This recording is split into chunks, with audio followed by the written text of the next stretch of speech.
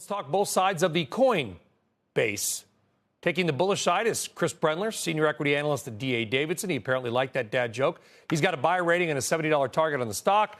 For the Bears, it is Dan Dolev, managing director and senior analyst at Mizuho Securities. Got a hold at a $42 price target. Chris, begin with you. It's been tough. I'm sure you're getting blowback on it, but what is the bull case for Coinbase? Hey, thanks, Brian. Thanks for having me on. There will be winners. This is, I think, darkest before dawn type of stuff makes a lot of sense. It's a very stressful time for the industry. We have probably more shoes to drop, but we believe that Coinbase, given its sort of mission, the way the whole company's been run for the last decade, is going to avert the disasters that are following many of its competitors and come out a winner over the long run. Crypto is not going away. This is another setback for sure, but we still believe in the long-term value of what blockchain technology can do for financial services. And Dan, you're not a complete hater, right? You've got a hold. It's not like it's a super sell rating. So what's your take on Coinbase and its prospects right now? I think the prospects are pretty grim. I mean, all you have to do is read the 10Q. In the third quarter, they made $590 million in revenue and $1.2 billion of expenses with, over $2 billion, $3 billion of leverage. They're burning cash. I mean, this thing doesn't look good. Retail investors are fleeing crypto. They're not coming back. I don't know what's to like about this one. Well, Chris, how would you respond? Profitability is improving. I think the gap numbers can be a little bit distorted sometimes. And adjusted EBITDA, they're down to about $150 million loss in the third quarter. It came in actually better than expected. The interest income ramping up has been a nice offset some of the trading volume pressures. I think interest income is sort of an unknown wrinkle when it comes to Coinbase's story. They have a significant interest in Circle. So with rates going up, we see a big tailwind from interest income that'll dilute the reliance on trading volume. And, I certainly agree that retail investors will be pulling back, but I've been following this space for a long time, and we thought they'd gone away forever in 2018, and they came back bigger than ever last year, probably too big in some ways. So I don't think that this is necessarily going away, and Coinbase is built to survive. Dan, do you think it will survive? In 5 years, will there be a Coinbase as an independent stock?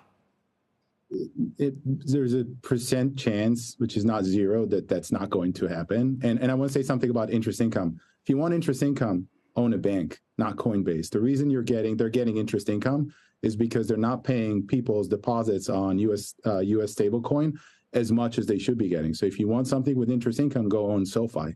Much better play on interest income. You don't own Coinbase for interest income. That's not the right way to, at least according to my view, that's not the right way to think about it. Chris? Totally disagree. I think it's a nice, sort of added revenue stream. People aren't putting their money on Coinbase to earn interest income.